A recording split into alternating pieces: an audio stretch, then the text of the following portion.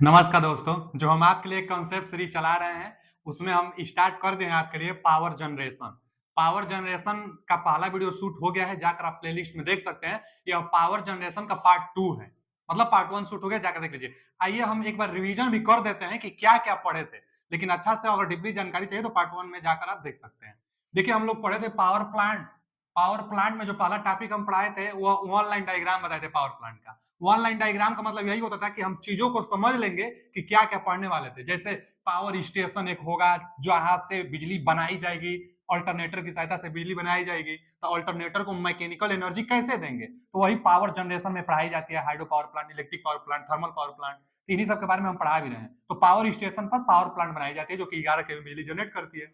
11 केवी बिजली जनरेट होती जरूर है, लेकिन भेजी जाती है दूर, बहुत भेजना होता है, तो 11 केवी पर नहीं भेजा जाता है। क्योंकि जितना ज्यादा केवी पर भेजेंगे हम लोग, वोल्टेज जितना ज्यादा रहेगा उतना लॉसेस कम होता है। आगे देखेंगे भी हम लोग, तो लॉसेस कम होता है, इसलिए इसको हाई हाई केवी में कन्वर्ट किया जाता है। 765 केवी में ट्रांसमिट की जाती है 11 केवी वोल्टेज को। तो 765 केवी में ज्यादा वोल्टेज करने के लिए स्टेप अप ट्रांसफार्मर करेंगे। तो पूछता है कि पावर स्टेशन के पास जो पावर स्टेशन होता है, वहां पर जो ट्रांसफार्मर लगा होता है वो कौन सा होता है? Step up transformer. और पावर स्टेशन के पास जो लगा होता है ट्रांसफार्मर, उसका कनेक्शन क्या होता है? तो क्या होता है, यहाँ देख सकते हैं, डेल्टा से स्टार कनेक्शन। कई बार यह भी पूछ लेता है कि वोल्टेज बढ़ाने के लिए ट्रांसफार्मर का कौन सा कनेक्शन होना चाहिए। तो वोल्टेज बढ़ाने के लिए ट्रांसफार्मर का कनेक्शन देख सकते हैं आप यहाँ पर कि डेल्टा से स्टार में होना चाहिए। डेल्टा से स्टार वोल्टेज को बढ़ाता है। अच्छा, कई बार यह पूछता है क्वेश्चन कि प्राइमरी ट्रांसमिशन जो होता है वो कितना केवी में होता है? तो 765 केवी में प्राइमरी ट्रांसमिशन होता है। मतलब हाई वोल्टेज में प्राइमरी ट्रांसमिशन ही होता है। यहां से किसी को सप्लाई नहीं दिया जाता है, बस ट्रांसमिट की जाती है। उसके बाद एक स्टेशन बनाई जाती है, जो कि लोकल पावर स्टेशन होता है। यहां पर क्या होता है कि अब जितना दूर भेजना होता है 765 केवी भेज लेते हैं। अब यहां से अब इसको कम करते हैं, तो स्टेप डाउन करने के लिए देखिए कनेक्शन भी पलट दिए हम। तो स्टेप डाउन करने के लिए स्टेप डाउन ट्रांसफार्मर 765 केवी को 33 केवी में कन्वर्ट की जाती है, और यहां से जो 33 केवी में जाती है, इसको सेकेंडरी ट्रांसमिशन कहते हैं। अच्छा, कई बार 132 केवी में भी सेकेंडरी ट्रांसमिशन हो सकती है, लेकिन 132 से ज्यादा नहीं होता है, ज्यादातर 33 होता है। तो सेकेंडरी ट्रांसमिशन लाइन 33 केवी का होता है। और जो लोकल पावर स्टेशन होता है, यहाँ का कनेक्शन तो देख सकते हैं आप, स्टार से डेल्टा वोल्टेज यहाँ पर घटता है, स्टेप डाउन ट्रांसफार्मर होता है। फिर आगे जो जाता है, अब यहां पर भी एक होता है सब स्टेशन, इसको कहते हैं सब स्टेशन। सब स्टेशन से बिजली जो जाएगी वह 11 केवी में जाएगी। तो पूछता है कि सब स्टेशन पर कौन सा ट्रांसफार्मर होगा? तो सब स्टेशन पर भी स्टेप डाउन ट्रांसफार्मर होगा। अच्छा, जो यह सब स्टेशन होता है, इसका कनेक्शन क्या होता है? तो देख सकते हैं आप यहाँ पर, स्टार से डेल्टा, स्टार से डेल्टा। उसके बाद यहां से जो जाता है, इसको हम लोग कहते हैं डिस्ट्रीब्यूशन। तो यह प्राइमरी डिस्ट्रीब्यूशन है। और डिस्ट्रीब्यूशन इसलिए कहते हैं क्योंकि 11 केवी की जो सप्लाई जाती है सब स्टेशन के बाद से, तो यह बड़े बड़े कंज्यूमर को दी जाती है सप्लाई। इसलिए हम यहाँ पर बनाए थे कि बिग कंज्यूमर को सप्लाई 11 केवी की दी जाती है। जो कंपनी होते हैं बड़े बड़े, वो 11 केवी का सप्लाई लेते हैं और अपना एक पावर प्लांट बैठाकर अपनी कंपनी में सप्लाई वो लोग लेते हैं। तो बिग कंज्यूमर को कहां से दी जाती है? तो प्राइमरी डिस्ट्रीब्यूशन से सप्लाई दी जाती है। प्राइमरी डिस्ट्रीब्यूशन कितना केवी का होता है? तो 11 केवी का होता है प्राइमरी डिस्ट्रीब्यूशन। उसके बाद आगे आए थे, अब इसको हम बताए थे लोकल सब स्टेशन। यह सब स्टेशन और यह लोकल सब स्टेशन। जो लोकल सब स्टेशन होगा, यह हम लोग के गांव के बाहर जो ट्रांसफार्मर होता है ना, वह यही वाला है लोकल सब स्टेशन। जो हमारे गांव का ट्रांसफार्मर है, वहां से भी वोल्टेज को कम किया जाता है। लोकल जो सब स्टेशन होता है, यहाँ पर जो वायर आता है ना, वो 11 केवी में सप्लाई आता है। और 11 केवी की सप्लाई को कन्वर्ट करता है 440 वोल्ट में। माने हमारे घर पर जो सप्लाई आया हुआ है, उसका डबल फेज ट्रिपल फेज लेंगे तो 440 वोल्ट देगा, और सिंगल फेज लेंगे तब 230 वोल्ट देता है। तो 440 वोल्ट देता है, वो लोकल सब स्टेशन कहलाता है। कई बार यह पूछता है कि जो लोकल सब स्टेशन होता है उसके बाद सप्लाई जाती है वो कितना वायर होता है? चाहे इसको इसको प्राइमरी डिस्ट्रीब्यूशन तो इसको सेकेंडरी डिस्ट्रीब्यूशन, तो पूछता है यह सेकेंडरी डिस्ट्रीब्यूशन कितना वायर होता है? तो सेकेंडरी डिस्ट्रीब्यूशन में 4 वायर होता है। इसके अलावा कहीं 4 वायर नहीं था, लेकिन सेकेंडरी डिस्ट्रीब्यूशन में 4 वायर होता है। 4 वायर में 3 फेज और एक न्यूट्रल होता है। कौन सा कनेक्शन होता है? तो आप देख सकते हैं यहाँ पर जो कनेक्शन है, डेल्टा से स्टार कनेक्शन है। स्टार से आपको न्यूट्रल पॉइंट मिलेगा और आपको कनेक्शन मिलेगा। एक बच्चा कमेंट भी किया था कि सर, हमारे यहाँ सब स्टेशन जो था वहां पर भी कनेक्शन यही वाला था, मतलब कौन सा? तो डेल्टा से स्टार था। देखिए भाई, डेल्टा से स्टार यहाँ नहीं होता है। अगर वहां पर होगी तो अलग से वहां पर सप्लाई लेने के लिए एक और ट्रांसफार्मर लगाया गया होगा, उसका उसका जो कनेक्शन होता है सप्लाई लेने के लिए, वह ट्रांसफार्मर कनेक्शन यही होता है, डेल्टा से स्टार, क्योंकि न्यूट्रल पॉइंट आपको चाहिए होता है। नहीं तो सब स्टेशन पर अगर पूछा था एग्जाम में तो आप यही बताएंगे कि भैया स्टार से डेल्टा होता है। ये हम लोग पढ़े थे। उसके बाद आगे देखे थे, आगे हम पढ़ाए थे कि जो पावर सिस्टम होता है उसके अंतर्गत आता है पावर जनरेशन। अब पावर जनरेशन में इन्हीं सब पावर प्लांट को हम लोग पढ़ने वाले हैं। ट्रांसमिशन लाइन में अंडरग्राउंड केबल पढ़ेंगे, उसके बाद ट्रांसमिशन लाइन के बारे में, डिस्ट्रीब्यूशन लाइन के बारे में, स्विच गियर प्रोटेक्शन में हम लोग प्रोटेक्शन करेंगे उसका, सर्किट ब्रेकर, रिले, फॉल्ट, इस सब के बारे में भी आगे हम पढ़ाते जाएंगे आपको। फिर पावर प्लांट स्टार्ट किए थे, तो पावर प्लांट में सबसे पहला हम एनर्जी बताए थे कि एनर्जी का जो एसआई मात्रक होगा उसको जूल कहते हैं, और एक कैलोरी भी एनर्जी का मात्रक है, और एक कैलोरी में 4.18 जूल, कहीं कहीं 4.2 जूल लेता है। एक जूल में कैलोरी पूछ लेता है तो 10.24 कैलोरी होता है। हम बताए थे कि इसी का उल्टा याद करने के लिए। उसके बाद एक यूनिट 1 kWh के बराबर होता है, और इसको जूल में पूछ लेता है कि भैया एक यूनिट कहिए चाहे 1 किलोवाट जो होता है वो कितना जूल के बराबर होता है, तो 3.6 × 10⁻6 जूल होता है, कहीं कहीं 36 × 10⁵ जूल भी दे देता है। उसके बाद 1 kWh में कितना किलो कैलोरी होता है, तो 860 किलो कैलोरी होता है, जितना हम आज बता रहे हैं और पिछला वीडियो में बताए थे सब का सब इंपोर्टेंट है। फिर हम पावर प्लांट के बारे में आए थे, और पावर प्लांट को हम बताए थे कि दो भागों में बांटकर पढ़ाई जाती है। पहला वो जिसमें प्राइम मूवर की आवश्यकता लगती है। क्या होता है प्राइम मूवर? तो प्राइम मूवर वह पार्ट है जो रोटेट कराने के लिए आवश्यक होता है। जैसे हाइड्रो इलेक्ट्रिक पावर प्लांट हम पढ़ाए थे, तो हाइड्रो इलेक्ट्रिक पावर प्लांट में जो अल्टरनेटर है, अल्टरनेटर को आप रोटेट कराएंगे तभी तो बिजली देगा। तो रोटेट कैसे कराएंगे? जल की सहायता से। देखिए प्राइम मूवर लगा ना, प्राइम मूवर वह पार्ट है जो रोटेट कराने के लिए आवश्यक है, उसको प्राइम मूवर कहेंगे। तो प्राइम मूवर जिसमें लगता है उसको कन्वेंशनल कहते हैं। अच्छा, इसी को अलग नाम में रिन्यूअल कहते हैं, मतलब क्या? Non renewal. और रिन्यूअल किसको कहेंगे हम लोग? नॉन कन्वेंशनल को। नॉन कन्वेंशनल चाहे रिन्यूअल पावर प्लांट क्या होता है? तो जिसमें प्राइम मूवर की आवश्यकता नहीं होता है। कौन सा है? तो विंड पावर प्लांट। उसमें अलग से व्यवस्था करें क्या रोटेट कराने के लिए? नहीं। जो विंड पावर प्लांट है, विंड मतलब हवा, हवा से भी बिजली बनाई जाती है। तो जो हवा पावर प्लांट है, हवा के कारण जो पंखा होता है रोटेट करता है, अल्टरनेटर रोटेट करेगा, बिजली बनता है हमारा। तो उसमें प्राइम मूवर नहीं लगता है। तो जिसमें प्राइम मूवर नहीं लगता है, wind power plant, solar power plant, tidal power plant, ये सब जितना होता है उनमें नहीं लगता है, और इनमें पावर प्लांट लगता है। तो हम पहला यही पढ़ाए थे आपको, हाइड्रो पावर प्लांट, और आज इसके आगे पढ़ाएंगे। जैसे यह होता है हाइड्रो पावर प्लांट। जो हाइड्रो पावर प्लांट होती है, इसमें जल की सहायता से क्या करते हैं? जल को इकट्ठा करते हैं, स्थितिज ऊर्जा या पेनेस्टोक की सहायता से टरबाइन पर हम लोग जल को लेकर आते हैं, और यहाँ से यह टरबाइन क्या करता है कि अल्टरनेटर को रोटेट कराता है। अल्टरनेटर जब मतलब अल्टरनेटर बिजली देगा, अल्टरनेटर टरबाइन पर पानी गिरेगा तो टरबाइन को रोटेट कराएगा, मैकेनिकल एनर्जी देगा अल्टरनेटर को, फिर हमारे पास बिजली बनाएगा। इसमें से दो क्वेश्चन बहुत ज्यादा इंपॉर्टेंट है। यह एक तो सर्ज टैंक। सर्ज टैंक क्या क्या होता है? तो वाटर हैमर कंट्रोल करता है। वाटर हैमर का मतलब पेन स्टोक में जो पानी का प्रेशर होगा उसको कंट्रोल करेगा सर्ज टैंक। सर्ज टैंक खुला एक ड्रम होता है, जब पेन स्टोक में पानी ज्यादा होगी तो सर्ज टैंक में पानी भर जाएगा, और जब पेन स्टोक में पानी का प्रेशर कम होगा तो सर्ज टैंक की सहायता से पानी इसमें आ जाएगा। तो सर्ज टैंक का काम वाटर हैमर को करना, और पेन स्टोक पूछता है तो पेन स्टोक का काम क्या है कि स्थितिज ऊर्जा को गतिज ऊर्जा में कन्वर्ट कराना। स्थितिज ऊर्जा को गतिज ऊर्जा में कन्वर्ट, यहाँ पर मैकेनिकल एनर्जी देता है तो बनता है। तो पेन स्टोक का काम है कि पानी को टरबाइन तक लेकर आना, रिजर्वायर से लेकर आना। अब और हम देखे थे कि जो लो, सॉरी दोस्तों लाइट कट गया था। देखिए लो हेड 30 मीटर, उसके बाद मीडियम हेड 200 मीटर तक होता है, और हाई हेड, ये हेड क्या है? जो डैम है ना, डैम के हाइट से इसको बांटा गया है। तो जो हाइड्रो पावर प्लांट होता है, इस हाइड्रो पावर प्लांट होता है, यह पीक लोड और बेस लोड दोनों के लिए यूज किया जाता है। कई बार अभी पूछ लेता है। तो पीक लोड वह होता है जो कभी कभी यूज किया जाता है, वह पावर प्लांट जो कभी कभी यूज किया जाए, डिमांड बढ़ जाए तब यूज किया जाए, उसको पीक लोड कहते हैं। और बेस लोड जो हमेशा कंटिन्यू चलता रहे। तो हेड के हिसाब से इसको हम लोग क्या करते हैं? पीक लोड और बेस लोड दोनों पर हम लोग यूज करते रहते हैं। उसके बाद आगे हम क्या पढ़ाए थे आपको? देखिए यही हम लिख भी दिए हैं कि सर्ज टैंक का काम क्या है? वाटर हैमर को कंट्रोल करना, और फालतू पानी जो होता है वो पेनिस्टोक पाइप में उसको कंट्रोल करता है। फिर टरबाइन तक पानी को पहुंचाने का काम पेनिस्टोक करता है। एक स्पिलवे आता है, जो बहुत ज्यादा पानी अगर रिजर्वायर में हो जाती है तो बाहर निकालने के लिए स्पिलवे भी आता है। उसके बाद आगे हम आपको पढ़ाए थे टरबाइन का टाइप पूछ लेता है, सबसे ज्यादा very very important Pelton turbine पूछता है। पेल्टन टरबाइन हाई हेड पर प्रयोग किया जाता है, पेल्टन टरबाइन। और इसमें जो और पेल्टन टरबाइन पर जो पानी की धारा देते हैं वो टेंजेंशियल, जो स्पर्शी करते हुए पानी की धारा पेल्टन पर दी जाती है। और उसके बाद देख लेते हैं लो हेड के लिए केप्लान, और मीडियम हेड के लिए क्या करता है? यह फ्रांसिस टरबाइन का प्रयोग किया जाता है। बहुत ज्यादा इंपोर्टेंट इसमें पेल्टन था और केप्लन और फ्रांसिस, यह टरबाइन का टाइप्स था जो कि हम बताए थे आपको। उसके बाद एडवांटेज बताए थे, सबसे ज्यादा एडवांटेज ये कि इसकी जो इफिशियंसी होती है सबसे ज्यादा होती है, 85% इफिशियंसी इसी पावर प्लांट का होता है। लेकिन हर जगह इसको बना नहीं सकते हैं, इसलिए इंडिया में जो सप्लाई डिस्ट्रीब्यूट होती है ना, तो इसका भागीदारी बहुत कम होता है। कितना होता है? लगभग 12 से 17%।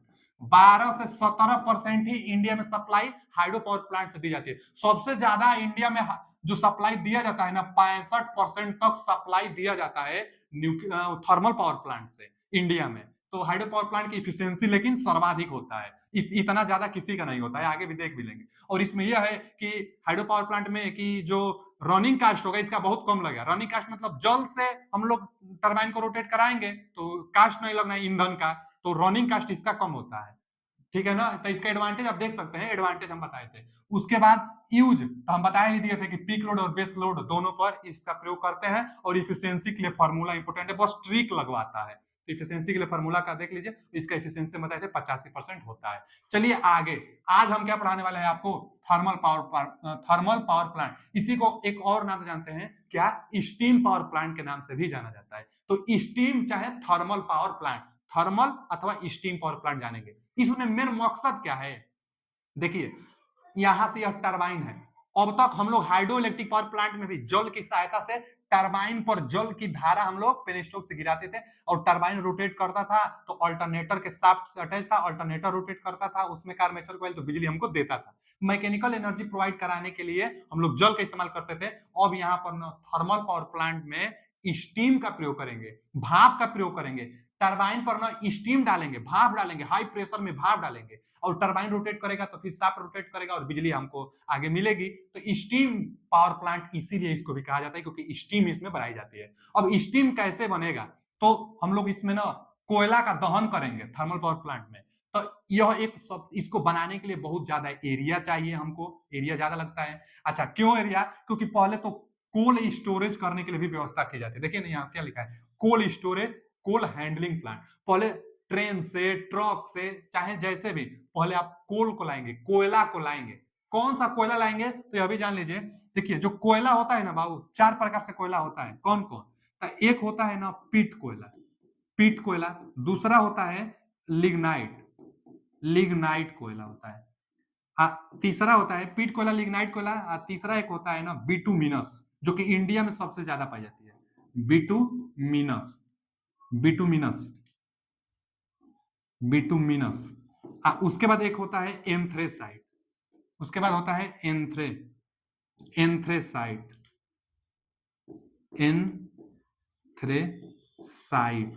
क्या होता है बाबू? एंथ्रेसाइट। सबसे ज्यादा उत्तम अगर कोई कोयला है तो एंथ्रेसाइट। इसमें कार्बन की मात्रा 90% तक होता है, सबसे अच्छा है। लेकिन इंडिया में सबसे ज्यादा बिटुमिनस पाया जाता है। तो कई बार तो यहां से पूछ लेता है कि निम्न में कौन सा कोयला सबसे अच्छा होता है, तो जो एंथ्रेसाइट कोयला होता है सबसे अच्छा होता है। लेकिन इंडिया में सबसे ज्यादा बिटुमिनस, यह क्रम में हम लिखे हैं, यह सबसे खराब क्वालिटी का होता है। उसके बाद थोड़ा सा अच्छा लिग्नाइट, उससे अच्छा बिटुमिनस और सबसे अच्छा एंथ्रेसाइट होता है। तो अब जो उपलब्ध हो जाए, इंडिया में तो बिटुमिनस सबसे ज्यादा उपलब्ध है, तो एंथ्रेसाइट चाहे बिटुमिनस अपने उपलब्धता अनुसार कोयला को लाएंगे। कोल स्टोरेज, हम लोग कोयला लाते हैं, कोल को स्टोर कर लेते हैं। उसके बाद कोल हैंडलिंग से, पट्टी की सहायता से, पट्टा की सहायता से, ऑटोमेटिक अब तो हो गई है, तो इसको ना पाउडर पहले बना लेंगे।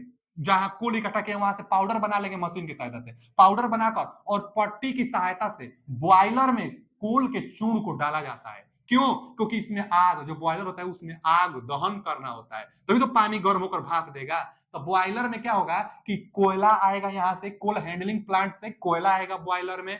अच्छा, बॉयलर में और क्या आएगा? बॉयलर में पानी आएगी, कोयला आएगा और ऑक्सीजन आएगा। यहां से हवा आएगी, हवा में क्या होगा? ऑक्सीजन होगा। ऑक्सीजन आएगा तभी ना दहन होगा, तभी तो जल पाएगा। तो बॉयलर क्या होता है? सबसे पहला प्रश्न ये।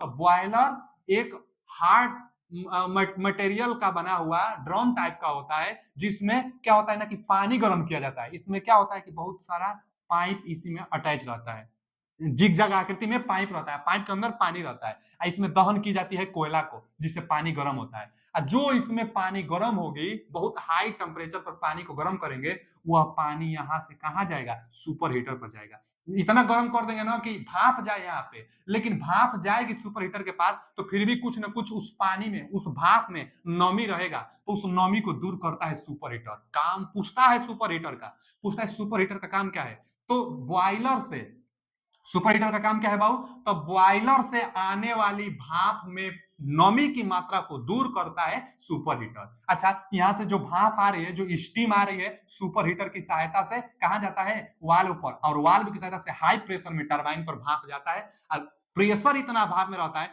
आप देखे थे ना कि पहले की जो ट्रेनें चलती थी वो भी भाप से चलती थी, माने भाप में बहुत ज्यादा प्रेशर होता है, किसी भी चीज को रोटेट करा सकता है। तो भाप आता है टरबाइन पर, टरबाइन रोटेट करता है, तो अब तक बिजली जैसे बनता था अल्टरनेटर से, बिजली बनने लगेगा।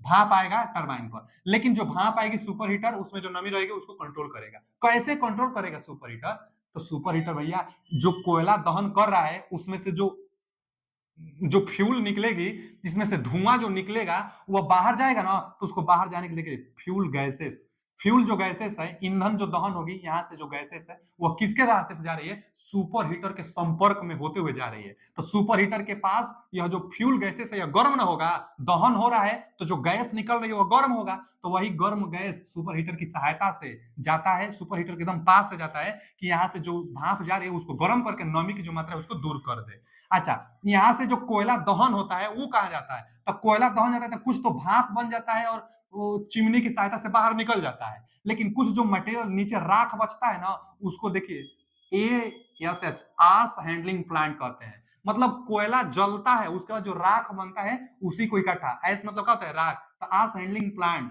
जो कि सीमेंट बनाई जाती है, इससे इससे क्या बनता है बाबू, तो सीमेंट बनाई जाती है। सीमेंट बनाने वाली कंपनी को यह बहुत यूजफुल होता है, इसी का सीमेंट बनाया जाता है, जो कोयला दहन होता है और जो उसका मटेरियल बचता है उसी से सीमेंट बनाई जाती है, तो सीमेंट बनाने वाली कंपनी को दे दी जाती है। जो बॉयलर होता है, बॉयलर से जो फ्लू गैस निकलती है सुपर हीटर की सहायता से इकोनोमाइजर तक पहुंचती है। अब इकोनोमाइजर क्या होता है, तो इकोनोमाइजर से ही पानी बॉयलर में आता है, बॉयलर में पानी गर्म होगा और यहां से जाएगा वहां पर सुपर हीटर की सहायता से, तो पानी कहां से आएगा, इकोनोमाइजर की सहायता से आएगा, इकोनोमाइजर के यहां से पानी आएगा। लेकिन एक फायदा यह भी होता है कि इकोनोमाइजर बॉयलर को पानी देता है, और दूसरा का काम इकोनोमाइजर का कि यह बॉयलर की इफिशियंसी को बढ़ाता है। कैसे, इकोनोमाइजर बॉयलर की इफिशियंसी कैसे बढ़ा देता है, क्योंकि यह फ्लू गैसें जो जा रही है यहाँ से, जो गर्म गैसें जा रही है, यह इकोनोमाइजर के रास्ते से जा रही है, तो इकोनोमाइजर से पानी आ रहा है, तो पानी इस फ्लू गैस की सहायता से पहले से ही गर्म हो जाएगी। इस फ्लू गैस की सहायता से, जो फ्लू गैस है ना भाऊ, जो यहाँ पर यह फ्लू गैस जा रहा है, तो फ्लू गैस की सहायता से पानी गर्म हो जाएगा और वही गर्म पानी बॉयलर में आएगा, तो पहले से ही गर्म पानी आएगा तो बॉयलर को और कमे ना गर्म करना पड़ेगा, तो ईंधन की बचत होगी, मतलब इफिशियंसी बढ़ा देता है। कितना पूछता है, इकोनोमाइजर बॉयलर की इफिशियंसी कितना परसेंट बढ़ाता है, तो 10 से 15%, 10 से 15% इकोनोमाइजर बॉयलर की इफिशियंसी बढ़ा देता है फ्लू गैस की सहायता से, या गर्म कर देता है पहले से ही पानी को। और रही बात इकोनोमाइजर में पानी कहां से आता है, तो फीड वाटर पंप से। देखिए यहां से जो है ना, feed water pump, feed water pump जो नदी होगी, नदी से जैसे छत पर समरसेबल में हम लोग पानी नहीं चढ़ा देते हैं, ठीक उसी तरह से फीड वाटर पंप होता है, नदी से पानी को कलेक्ट करके और इकोनोमाइजर में देता है, इकोनोमाइजर बॉयलर को पानी देता है, यहाँ से गर्म बनकर यहाँ जाती है। फिर जो यह फ्लू गैसेस है, सुपर हीटर को पहले गर्म करता है, इकोनोमाइजर को गर्म करता है, उसके बाद एयर प्री हीटर होता है। एयर प्री हीटर से क्या होता है, देखिए यहाँ पर लिखा है फोर्स्ड ड्राफ्ट फैन।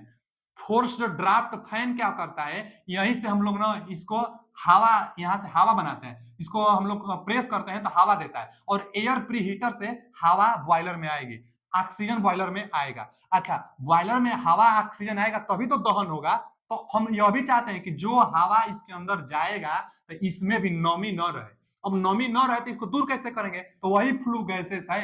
देखिए जो फ्लू गैस निकल रहा है बहुत काम कर रहा है, फ्लू गैसेस सुपर हीटर को भी गर्म किया, तो जो भाप में नमी थी उसको दूर किया, इकोनोमाइजर में जो जल था उसको पहले से गर्म कर दिया, जिससे बॉयलर का क्या हुआ, बॉयलर का इफिशियंसी 10 से 15% बढ़ गया।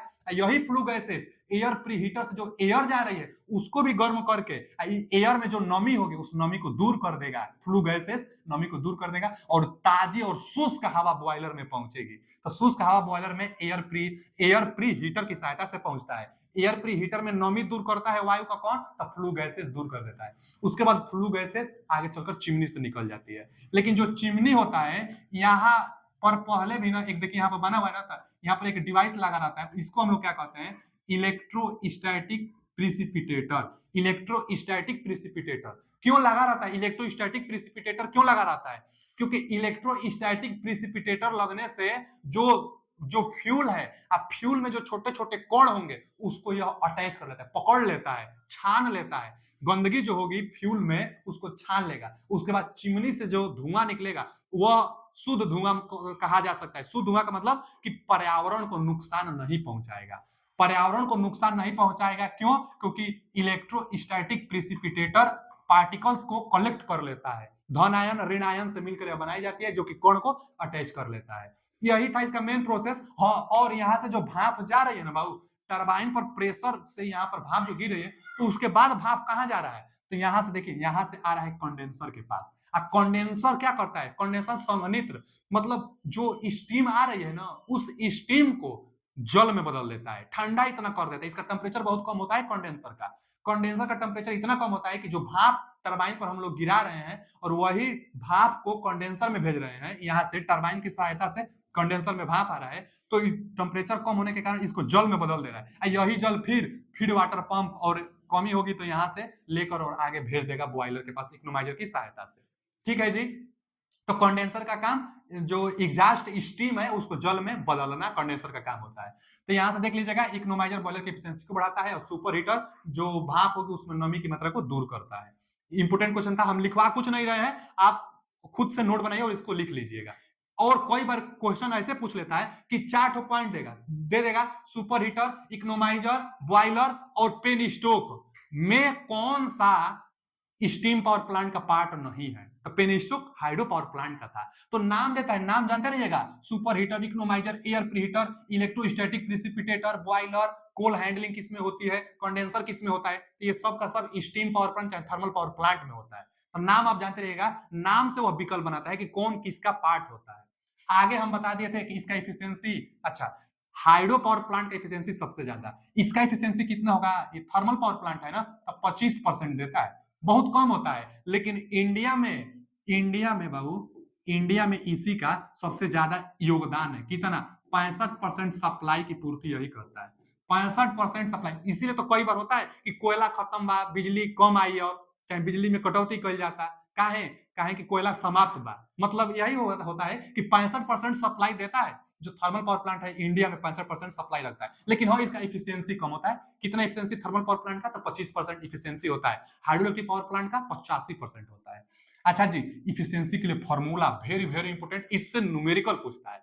इससे न्यूमेरिकल क्या पूछेगा? दे देगा कि बॉयलर का इफिशियंसी 85% और टरबाइन का एफिशिएंसी मान लीजिए दे देगा 2%, चाहे टरबाइन की एफिशिएंसी 90%, 80%, 70%, 45%, जितना भी दे दे, तो उसको आप यहाँ से गुणा करके अब बता देंगे कि इफिशिएंसी कितना हो। परसेंटेज में देगा तो आप परसेंटेज हटाकर मान भर दीजिएगा। जैसे दे दिया, मान लीजिए ना कि किसी थर्मल पावर प्लांट में बॉयलर की इफिशिएंसी 30% है, तो बॉयलर की इफिशिएंसी 30% है तो 10.30 होगा। 30% का मतलब 10.30। और टरबाइन की इफिशियंसी यही दो ज्यादा देता है। अगर जनरेटर का भी इफिशियंसी देता है तो उसको भी गुणा कर देंगे, लेकिन जनरेटर का इफिशियंसी नहीं देता है, ज्यादा यही दोनों देता है। और टरबाइन का इफिशियंसी दे देगा मान लीजिए 40%, तो टरबाइन का इफिशियंसी 40%, तो इसका मतलब 0.40, 40% तो 10.40 होगा। यहाँ से गुणा कर लेंगे हम लोग, तो गुणा करने के बाद कितना आएगा? देखिए, यह बाद में जीरो का तक कोई महत्व नहीं होता है, बाद में जीरो का कोई महत्व नहीं होता है। यानी 30% था और 40% था, 0.4, 0.3, गुणा करेंगे तो 4 3 12, 2 अंक पर दशमलव लगाएंगे तो 0.12। अब परसेंटेज में चाहिए तो 100 से गुणा कर लेंगे, इसका मतलब 12%। तो टोटल इफिशियंसी कितना आ जाएगा थर्मल पावर प्लांट का? तो 12% आ जाएगा। तो इसका इफिशियंसी कम आता है, 25% है ना, तो 25% से ज्यादा इसका इफिशियंसी नहीं आता है। फिर जो थर्मल पावर प्लांट होता है रैनकाइन साइकिल के अनुसार कार्य करता है। बहुत बार इस शब्द को पूछता है, थर्मल पावर प्लांट के लिए यह शब्द आता है। रैनकाइन साइकिल का मतलब यही हुआ कि यही साइकिल बार बार चलता है। यहाँ से इकोनोमाइजर से पानी आएगा, इस पर जाएगा, यहाँ से फिर यह पानी फीड वाटर पंप फिर क्या करेगा? इकोनोमाइजर को भेजेगा, इकोनोमाइजर से बॉयलर में, यहाँ से भाप, यहाँ से पानी, फीड वाटर पंप से यहाँ से। तो यह रेनकाइन साइकिल का मतलब यही हुआ कि वह एक ही जो साइकिल प्रोसेस है ना, इसी पर बार बार काम करता है। तो रेनकाइन साइकिल के अनुसार कार्य कौन करता है? तो थर्मल पावर प्लांट करता है। इंडिया में इसका बता दिया कि 65% योगदान है। फिर आगे nuclear power plant, thermal power plant से जितना बनेगा उसी से बनेगा, हम क्वेश्चन कराएंगे, आप देखिएगा। अब आइए न्यूक्लियर पावर प्लांट पर। न्यूक्लियर पावर प्लांट जो होता है बाबू, इसका डायग्राम हम यही बनाए हैं। देखिए, जो इसमें पूछता है कई बार कि फ्यूल रॉड किसका बना होता है। न्यूक्लियर का मतलब आप समझते भी होंगे, जो नाभिकीय विस्फोट हो, नाभिकीय विखंडन के कारण यह ऊर्जा देता है। कई बार तो इसी को पूछ लेता है कि न्यूक्लियर पावर प्लांट किस सिद्धांत पर कार्य करता है, तो नाभिकीय विखंडन के सिद्धांत पर न्यूक्लियर पावर प्लांट काम करता है। अच्छा, नाभिकीय विखंडन पर काम करता है, तो नाभिकीय विखंडन कराने के लिए किस मेटल का प्रयोग करेंगे, तो यूरेनियम। यूरेनियम एक नाभिकीय विखंडन पदार्थ होता है। यूरेनियम और थोरियम भी होता है, लेकिन ज्यादातर प्रयोग यूरेनियम का किया जाता है। तो पूछता है कि न्यूक्लियर पावर प्लांट में किस प्रकार के ईंधन का प्रयोग किया जाता है, तो न्यूक्लियर पावर प्लांट में जो फ्यूल रॉड होगा, जो ईंधन होगा, फ्यूल मतलब ईंधन, जो ईंधन होगा यूरेनियम का। अच्छा, यूरेनियम में भी कौन सा यूरेनियम, अच्छा पहले तो कोई बार भाव यूरेनियम का परमाणु क्रमांक पूछ लेता है। तो यूरेनियम का परमाणु क्रमांक 92 और परमाणु भार कितना होता है, 235। तो 235 वाला एक 238 भी होता है, तो उससे भी ज्यादा 235 वाला उपयोग किया जाता है। तो आप जानते रहिएगा कि 235 और 238 दोनों होता है यूरेनियम, लेकिन 235 वाला सबसे ज्यादा प्रयोग किया जाता है। अब परमाणु क्रमांक दोनों का 92 ही होता है। यूरेनियम यही है जो कि इसको राड के रूप में हम लोग यूज करेंगे। माने कोई एक राड लेंगे, देखिए यहाँ पर यह पीला कलर का जो हम बनाए हैं आपके लिए, तो यही क्या है, इसमें यूरेनियम भरा गया। यह क्या है, यूरेनियम है। इसको हम लिखे है ना फ्यूल राड। इस जो ईंधन होगा इसको राड के रूप में हम लेंगे। बाहर बाहर से एल्यूमिनियम का हम लोग क्या कर लेते हैं, इस पर परत भी लगा लेते हैं। तो एल्यूमिनियम के इस पर परत भी लगा लेते हैं। फ्यूल राड पूछता है तो यूरेनियम का बना होता है। हिंदी में भी हम नाम लिख दे रहे हैं, यूरेनियम। यूरेनियम, यूरेनियम इसको हम लोग बोलते हैं। यूरेनियम का यह राड होता है। अच्छा जी, ईंधन तक हो गया, यूरेनियम का होगा। फिर पूछ लेता है, चाहे आप समझिए कि यह एक विस्फोटक है, नाभिकीय विखंडन के सिद्धांत पर कार्य करेगा। नाभिकीय विखंडन पर कब होगा, तो न्यूट्रॉन की बमबारी होगी। जब न्यूट्रॉन बमबारी करता है ना, तो इसको जो यूरेनियम है इसको विस्फोट कर देता है। जैसे देखिए हम आपके लिए समीकरण भी लेकर आए हैं कि यहाँ 92, U92 और 235 है। तो यहाँ पर न्यूट्रॉन की बमबारी कराते हैं। न्यूट्रॉन की जब बमबारी होगी, न्यूट्रॉन जब विस्फोट करेगा इसको, तो एक एक परमाणु भार बढ़ाएगा, 236 होगा। यही दो भागों में टूटेगा। पहले तो क्रिप्टॉन में भी टूटेगा और फिर स्ट्रेंटियम में भी टूटेगा। क्रिप्टॉन और स्ट्रेंटियम में, उसके बाद एनर्जी भी देगा और दो न्यूट्रॉन भी देगा। यही यह क्या है, क्रिप्टॉन में भी, स्ट्रेंटियम में भी, और एनर्जी भी देगा और दो न्यूट्रॉन भी देगा, जो यूरेनियम पदार्थ था। तो यही हम बता रहे हैं कि यह विस्फोट होगा तो दो न्यूट्रॉन भी निकलेगा। और न्यूट्रॉन एक बार हम दिए थे, लेकिन उसके बाद दोबारा फिर से दो न्यूट्रॉन आया तो फिर विस्फोट करेगा। फिर वहां से विस्फोट होगा तो दो न्यूट्रॉन फिर आएंगे, और न्यूट्रॉन जितना आता रहेगा उतना तेज रिएक्शन होता रहेगा। तो ये भाव इसका न्यूट्रॉन को कंट्रोल करना होगा, नहीं तो यह रिएक्शन बहुत तेज कराएगा, एकदम विस्फोट हो जाएगी, आग भी लग सकती है। हम लोग चाहेंगे कि अभिक्रिया धीरे धीरे हो, तभी तो एनर्जी इसमें से जो मिले वो धीरे धीरे एनर्जी मिले, तो ज्यादा टाइम तक यह चले। तो इसको कंट्रोल करने के लिए एक हम मॉडरेटर लगाए हैं। मॉडरेटर, अच्छा कोई भी पूछता है मॉडरेटर का काम क्या होता है, तो मॉडरेटर का काम न्यूट्रॉन की गति को कम करना। कौन सा न्यूट्रॉन, जो यूरेनियम एलिमेंट विस्फोट हुआ तो दो न्यूट्रॉन टूटा, उसमें से ना एक न्यूट्रॉन को मान लीजिए कि वो ऑब्जर्व कर लेगा।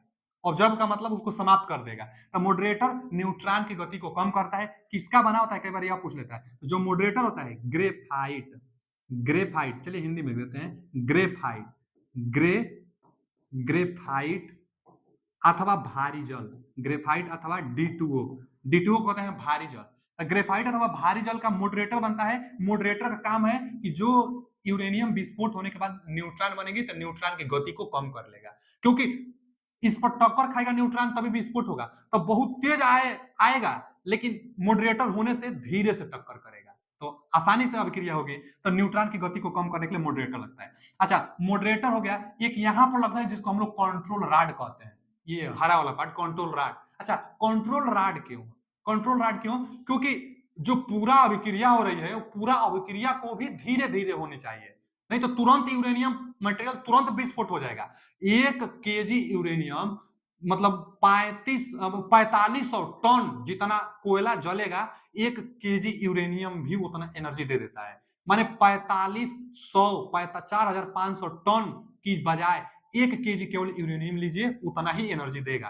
तो कैसे देगा, एक ही बार में जला देंगे तो नहीं ना देगा, धीरे धीरे आपको जलाना है। तो अभिक्रिया धीरे धीरे हो, इसके लिए कंट्रोल रॉड और न्यूट्रॉन टक्कर धीरे से दे। न्यूट्रॉन की गति को न्यूट्रॉन की गति को कम करता है मॉडरेटर, और पूरा अभिक्रिया धीरे धीरे हो उसको कंट्रोल करता है कंट्रोल रॉड। किसका बना होता है, कैडमियम और बोरान का। कैडमियम का बनाइए, नहीं तो बोरान का बनाइए। तो पूछता है कि कंट्रोल रॉड किसका बना होता है, तो कैडमियम अथवा बोरान का बना होता है। अब यह जो बाहर बाहर पार्ट होता है ना, यह बहुत सारा मटेरियल से मिलाकर एक ठोस पदार्थ का यह बनाई जाती है कि जिससे कि विस्फोट चाहे उसमें बाहर ना निकले, रेडियो एक्टिव पदार्थ बाहर ना निकले, क्योंकि रेडियो विखंडन हो रहा है तो अल्फा बीटा गामा किरणें निकलेगी, तो बाहर निकलेगी तो शरीर के लिए, मस्तिष्क के लिए मतलब हानिकारक होती है, तो बाहर नहीं निकालना चाहिए, इसलिए इसको बनाई जाती है बहुत बहुत सारा मटेरियल से मिलाकर और ठोस मटेरियल का बना होता है। लेकिन अंदर अंदर एक लेप होता है जिसको हम लोग कहते हैं रिफ्लेक्टर। देखिए ना, रिफ्लेक्टर बाहर बाहर जो पार्ट है यह तो रिएक्टर कहलाता है, रिएक्टर में ही अभिक्रिया होती है। जो रिएक्टर होता है, रिएक्टर के अंदर ये सब पार्ट है, तो रिएक्टर के अंदर वाला जो सतह होता है उसको रिफ्लेक्टर कहते हैं। और रिफ्लेक्टर किसका बना होता है, तो बेरिलियम का बना होता है। बेरिलियम, बेरेलियम, बेरिलियम का बना होता है रिफ्लेक्टर। ये लिख रहे हैं जो हम, रिफ्लेक्टर, रिफ्लेक्टर बेरिलियम का बना होता है। क्या करता है कि जैसे न्यूट्रॉन यहां से आएंगे तो मान लीजिए कुछ न्यूट्रॉन की गति को कम कर लेता है मॉडरेटर, अभिक्रिया को कम करा देता है कंट्रोल रॉड, लेकिन एक दो जो न्यूट्रॉन बचेंगे और न्यूट्रॉन इस पर टक्कर खाएंगे तो फिर आए अंदर की अभिक्रिया हो, ये ना कि दूर भागते रहें, दूर भाग जाएंगे आएंगे नहीं तो अभिक्रिया कैसे होगा। तो रिफ्लेक्टर के नाम से भी पता चल रहा है कि रिफ्लेक्ट कर कर इसको भेजना है, रिफ्लेक्ट कर कर अंदर फिर भेजना है कि अभिक्रिया हो, तो रिफ्लेक्ट करने के बाद अंदर आ जाते हैं, तो इसलिए रिफ्लेक्टर बेरिलियम का बनाई जाती है।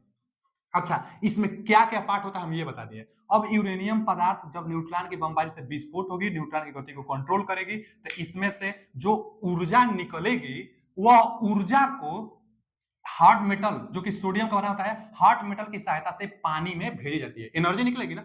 देखा जाए तो हम यह पार्ट अलग बना दिए हैं, यह भी एक इसी का पार्ट होता है। और क्या होता है कि इसमें से जो ऊर्जा निकलती है वह पानी से भरा एक हीट एक्सचेंजर होता है। इसको क्या कहते हैं, हीट एक्सचेंजर कहते हैं। इस यह सब क्या है, यह सब पानी है, यह वाटर, यह वाटर है जो यह लिखा गया है ना, ये वाटर है, बनाया गया है जो वाटर। अब यहाँ से जो उष्मा आ रही है वाटर में, यह इसी के अंदर उष्मा है, इसी के अंदर उष्मा है। और वाटर में तो वाटर को क्या करेगा, गर्म करेगा, वाटर को इतना गर्म कर देता है कि स्टीम बनकर बाहर वाटर निकलने लगती है। और यहाँ से यह जो वाटर है, यहाँ तो ठंडा वाटर है, लेकिन यह उष्मा आ रही है तो इसको गर्म कर रही है, तो फिर ठंडा वाटर इसमें आ जाएगा, फिर उष्मा देगी, इधर से आएगा, माने क्या उष्मा। कोल्ड मेटल का मतलब ना कि हार्ड मेटल मतलब ज्यादा उष्मा इधर है, अब पानी की सहायता से उष्मा कम होते होते कम उष्मा फिर अंदर, फिर ज्यादा उष्मा और कम उष्मा, इसी तरह यह साइकिल चलती रहेगी। और यहाँ पर उष्मा सब समाप्त हो रहा है किसमें, पानी में। अब पानी क्या हो रहा है, गर्म हो रहा है, भाप बन रहा है, यही भाप फिर टरबाइन पर, सेम प्रोसेस जो थर्मल पावर प्लांट का था कि टरबाइन पर भाप देना है, तो टरबाइन पर यहाँ से टरबाइन पर स्टीम आ रही है, फिर इसको रोटेट कराएगी टरबाइन, बिजली देगा। हमारे आगे का जो प्रोसेस था सब वही अल्टरनेटर की साथ, यहाँ अल्टरनेटर है, टरबाइन को रोटेट करेगा, अल्टरनेटर है, अल्टरनेटर से क्या होगा कि सप्लाई हमको मिलता रहेगा। लेकिन यहाँ से जो स्टीम आएगी तो टरबाइन पर स्टीम पड़ने के बाद स्टीम कहाँ जाती है, कंडेंसर के पास। कंडेंसर क्या करता है कि जल में बदल देता है, जल में बदलने के बाद पंप की सहायता से फिर पानी भेज दी जाती है, जहां पानी जाना होता है तो पानी यहाँ पंप की सहायता से भेज देंगे। और जरूरत पड़ेगा तो यह जो रिवर है, रिवर की सहायता से पंप पानी भेज देगा, यहाँ से जो पानी आ रही है तो स्टीम रहता है। तो सेम प्रोसेस वो आगे वाला है। इससे कंस्ट्रक्शन से आपके एग्जाम में कई बार देखने को मिलता है,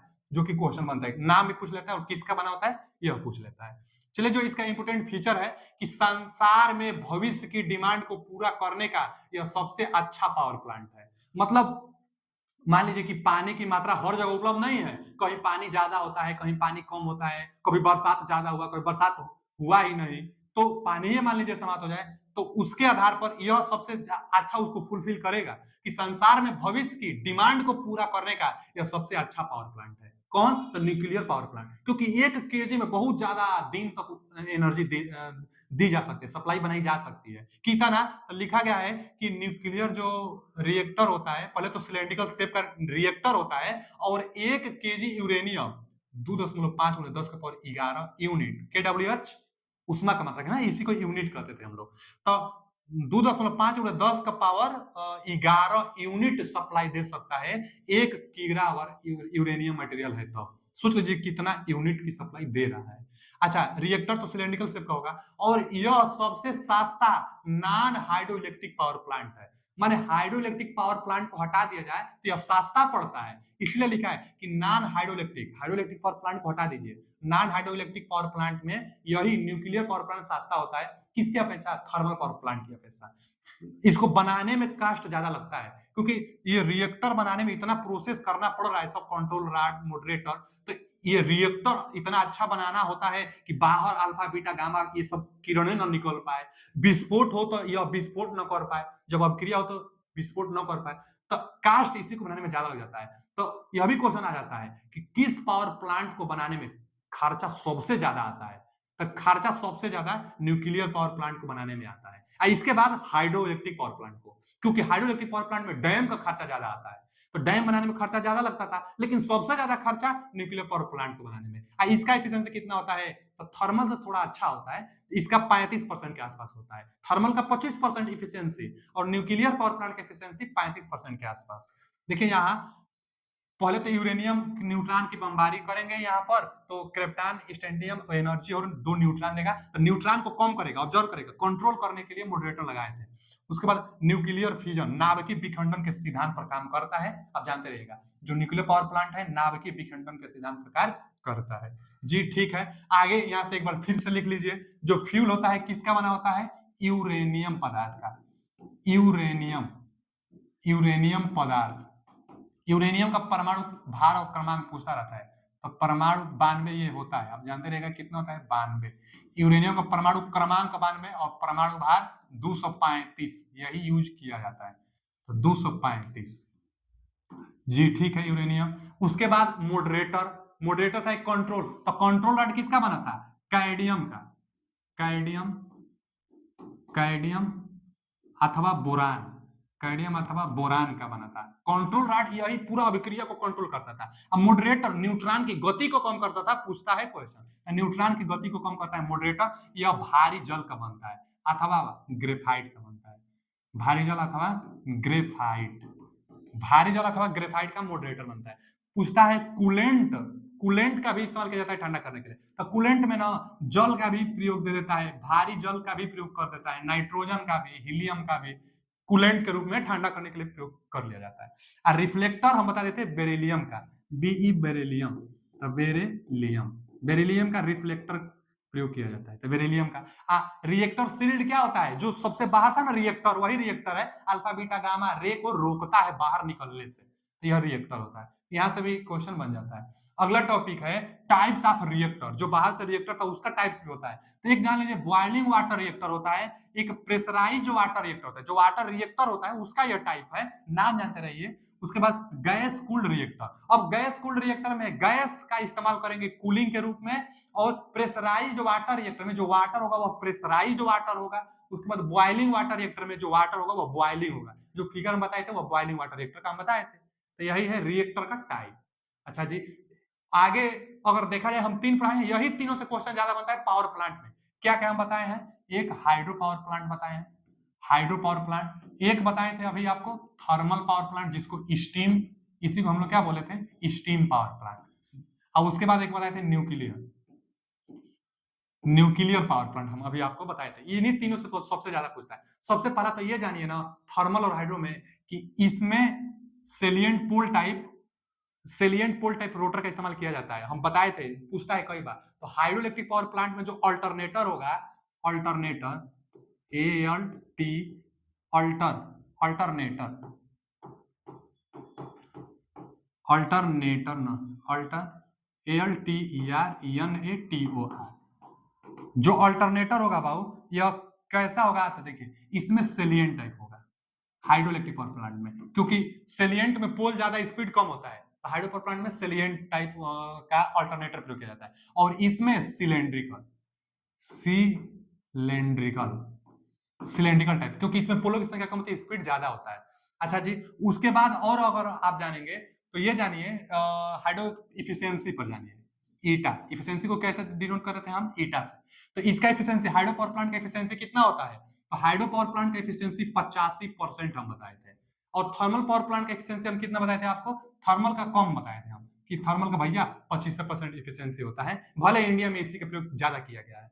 उसके बाद जो न्यूक्लियर पावर प्लांट है इसका एफिशिएंसी हम कितना बताएं, 35% के आसपास इसका एफिशिएंसी होता है न्यूक्लियर पावर प्लांट का। अच्छा, कास्ट, इनिशियल कास्ट, इनिशियल को हम लोग कहेंगे कौन सी, इनिशियल कहेंगे प्रारंभिक लागत, प्रारंभिक लागत, प्रारंभिक लागत, जो बनाने में प्रारंभिक लागत होगी हाइड्रोइलेक्ट्रिक पावर प्लांट में अधिक लिखिए, अधिक लगता है, अधिक लगता है, लेकिन सबसे अधिक किसमें लगेगा बनाने में, तो इसमें लगेगा सबसे अधिक, सबसे अधिक, सबसे अधिक किसमें लगेगा, न्यूक्लियर पावर प्लांट में। इसमें थर्मल पावर प्लांट में क्या होता है, इसमें कम लिख दिया जाए, कम लगता है लेकिन इनके अपेक्षा कम, अधिक लगता है, अधिक क्यों लिखा है, क्योंकि डैम के कास्ट ज्यादा होता है इसलिए। अच्छा, प्रारंभिक है लेकिन रनिंग, रनिंग को, रनिंग का मतलब कि जो चल रहा है ना, ईंधन का खर्चा के लिए रनिंग, रनिंग कास्ट, जो रनिंग कास्ट होगी, चाहे फ्यूल से आप समझ सकते हैं, फ्यूल से याद करने के लिए, तो भैया हाइड्रो इलेक्ट्रिक पावर प्लांट में कम, क्यों, क्योंकि फ्यूल इसमें लगता ही नहीं है, जले से बिजली बनता है, फ्यूल नहीं लगता, इसका कम। थर्मल पावर प्लांट में सबसे ज्यादा, सबसे अधिक रनिंग कास्ट किसका ज्यादा लगता है, थर्मल पावर प्लांट का, क्योंकि कोयला जलाना होता है, कोयला खरीदना पड़ता है, ज्यादा प्रोसेस का, तो सबसे अधिक इसका कास्ट होता है। और न्यूक्लियर पावर प्लांट का अधिक लिख दिया जाए, लेकिन सबसे अधिक इसका नहीं होता है, सबसे अधिक किसका होता है भैया, थर्मल पावर प्लांट का। तो यहां से क्वेश्चन देखिएगा एग्जाम में मिल सकते हैं, कंपेयर हम कर दिए तीनों से।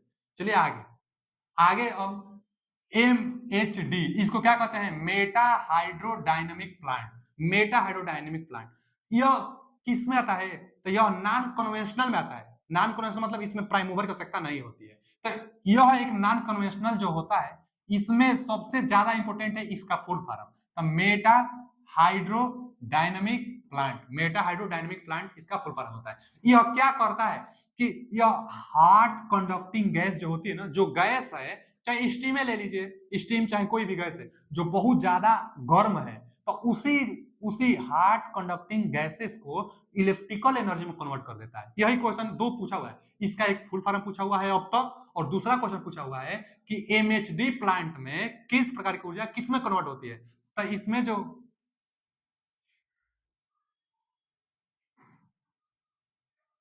दोस्तों थोड़ा इलेक्ट्रिकल प्रॉब्लम हो जा रहा है, देखिए आपके लिए पहले तो ये एक एक पॉइंट लिखना है, ये सब जितना हम ये कर रहे हैं सब लिख रहे हैं, इसमें भी लाइट भी प्रॉब्लम हो जा रहा है, वीडियो कितना कठिनाई से अब शूट कर रहे हैं अब हम ही जाना है, लेकिन क्या चाहिए आप लोगों से, हम मेहनत करते रहेंगे, बाकी तो आज लाइट की प्रॉब्लम है, आगे लाइट की प्रॉब्लम रोजे थोड़े रहता है। फिर आप क्या करिएगा, बस एक कमेंट कर दीजिएगा कि वीडियो कैसा लगा आपको, ठीक है। चलिए देखिए इसमें क्या पूछता है, एमएचडी प्लांट में, एमएचडी प्लांट का फुल फॉर्म पूछता है मेटा हाइड्रोडायनेमिक प्लांट। अच्छा, यह क्या काम करता है, तो यहां से आपको सप्लाई दे देता है, पॉजिटिव और निगेटिव, पॉजिटिव और निगेटिव सप्लाई आप लोड को दे दीजिए। अब यह क्या करता है कि जो गैस हार्ड हार्ड होता है ना, गैस हार्ड कंडक्टिंग गैसेज जो होती है, वही इलेक्ट्रिकल एनर्जी में कन्वर्ट कर देता है। अब कहाँ इस प्रकार के मेथड का प्रयोग कहाँ करेंगे, जैसे थर्मल पावर प्लांट में, क्योंकि वहां हीट, न्यूक्लियर पावर प्लांट में क्योंकि वहां पर हीट ज्यादा होती है, दोनों में thermal power plant nuclear power plant heat ज्यादा होता है, गैसेस बनता है, वही गैस का उपयोग एनर्जी के रूप में हम लोग कर लेते हैं, तो एनर्जी दे देता है, इलेक्ट्रिकल एनर्जी में कन्वर्ट कर देता है, हार्ड गैसेस जो होता है वही, क्या फुल फॉर्म है, तो मेटा हाइड्रोडायनेमिक प्लांट इसको हम लोग कहते हैं। चलिए आगे, यह किस में आता है, तो नॉन कन्वेंशनल में, इसमें प्राइम मूवर कहाँ लगता है, प्राइम मूवर इसमें नहीं लगता है।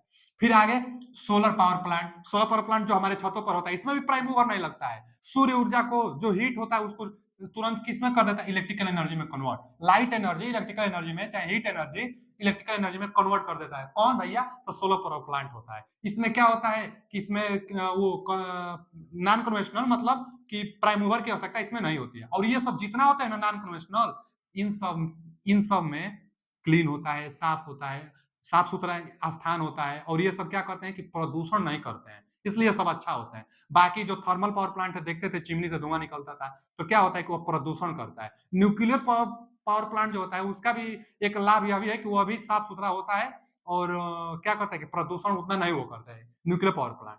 बाकी ये नॉन कन्वेंशनल वाले तो सबके सब प्रदूषण नहीं करते हैं। तो इसमें पूछता है सोलर पावर प्लांट, तो लाइट एनर्जी को इलेक्ट्रिकल एनर्जी में कन्वर्ट करता है। क्या होता है कि एक सोलर पैनल होता है, सोलर पैनल पर लाइट पड़ता है, यहाँ पर क्या पड़ता है भाव, सोलर पैनल पर लाइट पड़ता है। सोलर पैनल भी पूछता है, सिलिकॉन मटेरियल से पीएन संधि डायोड बनाकर इस बनाई जाती है, तो वो तो इलेक्ट्रॉनिक्स का पार्ट हो गया, लेकिन जो सोलर पैनल होता है इस पर हीट पड़ता है, तो जो इस पर जो डायोड होता है ना, पीएन डायोड, वही एनर्जी कन्वर्ट कर देते हैं, यहाँ से एनर्जी निकलता है। यह जो एनर्जी निकलता है, ये सप्लाई, इसको हम लोड को अटैच कर देंगे, लोड को दे देगा, नहीं तो कई बार क्या करते हैं हम लोग कि बैटरी प्लस माइनस जो बैटरी होती है, बैटरी में स्टोर कर लेते हैं इसकी एनर्जी को, और उसके बाद कन्वर्टर एक लगा देते हैं जिसको हम लोग कहते हैं इन्वर्टर। इन्वर्टर क्या करता है? इन्वर्टर, जो इन्वर्टर होता है, इन्वर्टर अब इसी डीसी को क्या करता है, एसी में हम लोग को कन्वर्ट कर देता है। यहाँ से जो सप्लाई मिलता है एसी सप्लाई मिलता है, तो एसी सप्लाई दे देता है। तो यही सोलर पावर प्लांट होता है। सोलर पावर प्लांट में एनर्जी को डायरेक्ट आप यूज भी कर सकते हैं, नहीं तो बैटरी में स्टोर करिए। अब बैटरी के बाद इन्वर्टर जो लगता है, इन्वर्टर डीसी को एसी में कन्वर्ट करके सप्लाई दे देता है। ये सोलर पावर प्लांट है। और आगे एक विंड पावर प्लांट आता है। विंड पावर प्लांट, विंड का मतलब क्या होता है जी? हवा होता है। तो हवा से बिजली कैसे बनाएंगे? इसमें भी प्राइम मूवर लगता है। बड़े बड़े आप देखे होंगे कि जो हवा वाला होता है ना, इसमें क्या होता है कि इसमें वो लगा रहता है, ब्लेड लगा रहता है, और हवा चलता है तो इसको रोटेट कराता है। और जब पंखी रोटेट करता है तो इसके अंदर इंडक्शन मोटर होता है, अल्टरनेटर होता है, और वही अल्टरनेटर रोटेट करने लगता है तो बिजली मिलता है। तो इसी यह पाइप है, पाइप की सहायता से हम लोग सप्लाई जहां भेजना होता है सप्लाई भेज देते हैं। इस पाइप में अंदर वायर होता है और सप्लाई जिधर भेजना होता है भेज देते हैं। तो प्राइम मूवर के लिए व्यवस्था हम लोग थोड़े किए, ये तो हवा आया, हवा से इसको धीरे धीरे रोटेट कराया। अंदर गियर से अटैच होते हैं, यह देखने में बहुत धीरे धीरे रोटेट करता है, लेकिन अंदर जो होता है ना, वास्तव में जो मोटर होता है, वह मोटर, इंडक्शन मोटर भी जो भी हो, वह मोटर बहुत तेज गति से चलता है। यह इसका एक चक्कर और अंदर गियर से फिट किया जाता है कि उसका 10 चक्कर 100 चक्कर चल जाए, इसका एक ही चक्कर में उधर 100 चक्कर चल जाए। बहुत तेज चलने लगता है अंदर, ये भले धीरे धीरे चलता है। तो हवा से अपने आप रोटेट कराने लगती है, इसलिए इसको नॉन कन्वेंशनल कहते हैं हम लोग। और यह क्या करता है कि विंड एनर्जी को, हवा में जो एनर्जी है उसको पहले गतिज ऊर्जा में कन्वर्ट किया, इस गतिज ऊर्जा को इलेक्ट्रिकल एनर्जी में हम लोग कन्वर्ट कर लिए अंदर की व्यवस्था से। तो यह था wind power plant. Power plant जो जितना है हम सब समाप्त करते हैं। आगे आपके लिए क्या लाएंगे?